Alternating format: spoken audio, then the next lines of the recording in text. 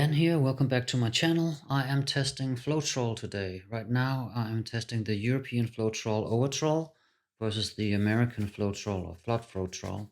50 milliliters of the European Floetrol, 10 milliliters of water. As you can see, the consistency is still a little thicker, so I am adding another milliliter of water, and we'll get close to the same result. I would say that 11 to 12 milliliters of water in the European with 50 milliliters of the Floetrol, you'll get the same consistency as the American Floetrol.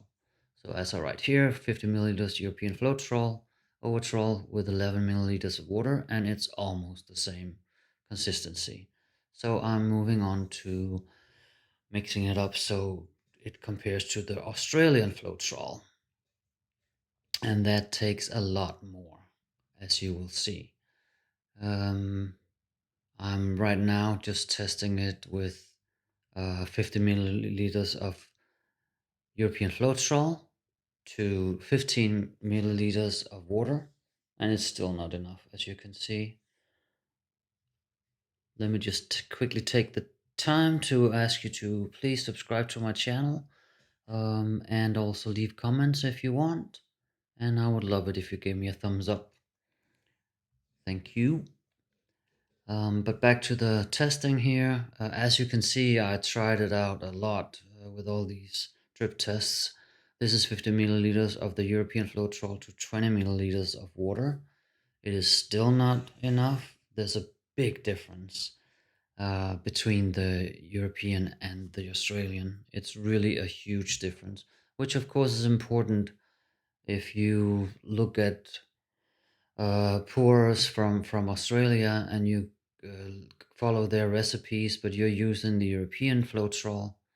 That of course will make a huge difference. So that I found it important to test this out and make sure that you, when you do follow recipes, that you actually make sure to check what kind of Floetrol people are actually using, because it will make a huge difference. Getting to the Australian Floetrol consistency from the European takes a lot. This is the one, 50 milliliters of European to 30 milliliters of water, and there you have it. Then it's the same consistency. Now I also decided to, just to make sure that I got it right, I'm testing the American Floetrol to the Australian Floetrol. So I'm taking 50 milliliters of the American Floetrol and I'm adding, it should be, well, I'm adding 5 milliliters now. So you'll see that that's not enough, definitely not.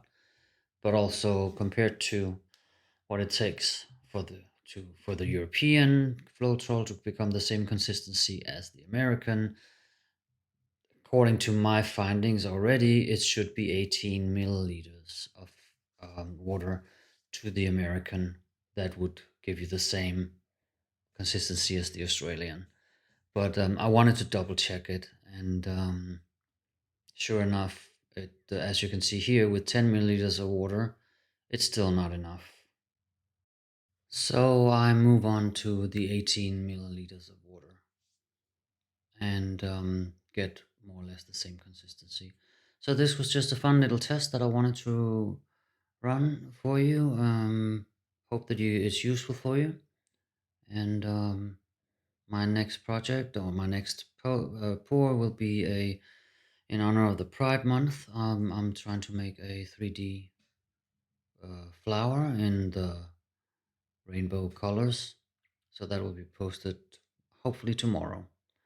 I wish you a pleasant day, and once again, thank you for joining me here. Please come back, please subscribe, please give me a thumbs up. Bye.